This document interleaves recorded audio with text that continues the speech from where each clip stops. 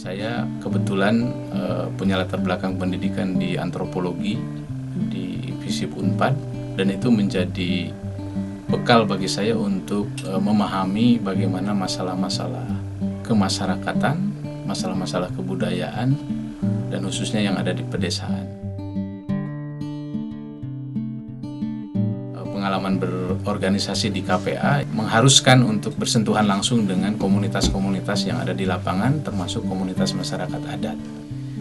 Nah, jadi selama bergaul dengan mereka, saya menemukan benang merah bahwa problem agraria yang dihadapi oleh komunitas masyarakat adat di Pulau Jawa adalah penguasaan negara atas sumber-sumber agraria itu tidak digunakan untuk sebesar-besarnya kemakmuran rakyat, tapi dipergunakan untuk kepentingan para pemodal besar.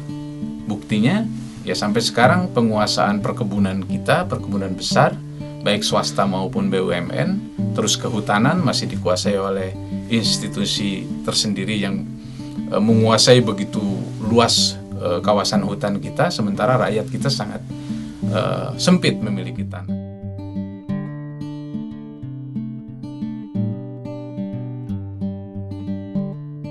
Problem sosial, problem ekonomi, dan problem lingkungan dari pengelolaan kekayaan alam kita selama ini merugikan. Nah, oleh karena itu ini perlu satu perubahan, dan perubahan kecil-kecilan itu sudah tidak lagi memadai. Ini perlu perubahan yang lebih mendasar. Nah, perubahan yang lebih mendasar itu jalannya adalah tidak ada yang lain, yaitu reforma agraria atau pembaruan agraria.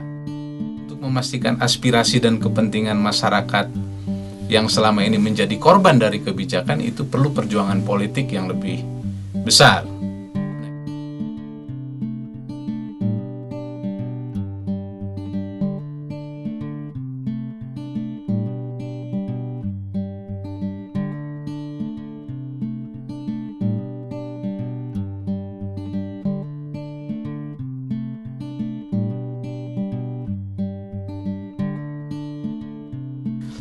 Pentingnya gerakan sosial, gerakan agraria, dan pengelolaan sumber daya alam ini terus berjalan, termasuk penguatan gerakan petani dan masyarakat adat ini terus digulirkan.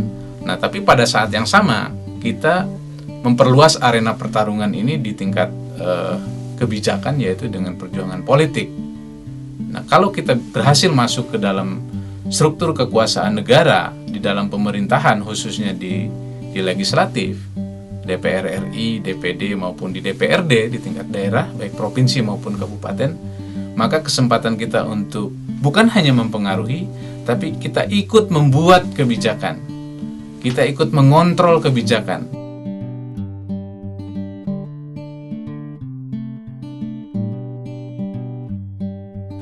Nah, saya teringat pada nasihat dari sesepuh di kampung Naga di Tasikmalaya, bahwa dalam rangka perjuangan, termasuk perjuangan politik itu sebenarnya kita nggak bisa mengandalkan orang lain.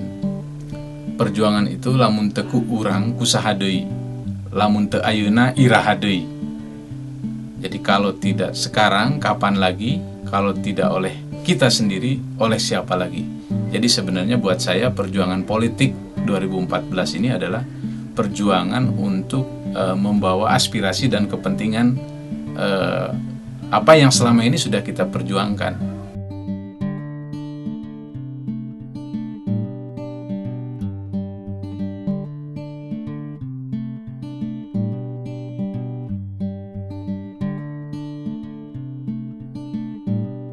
Untuk memperjuangkan kepentingan kita, kita harus merumuskan sendiri, dan kita harus membawa sendiri dan memperjuangkannya di lapangan politik. Oleh karena itu, jangan sia-siakan kesempatan ini. Mari kita konsolidasikan diri di lapangan, satukan tekad kita, dan jangan sampai salah pilih. Kemenangan Usep Setiawan boleh ditempatkan dan harus ditempatkan sebagai kemenangan kita bersama. Kemenangan gerakan tani, masyarakat adat, nelayan, buruh, dan masyarakat marginal lainnya. Demikian sebaliknya, apabila saya gagal, berarti ini kegagalan kita mengkonsolidasikan diri secara politik.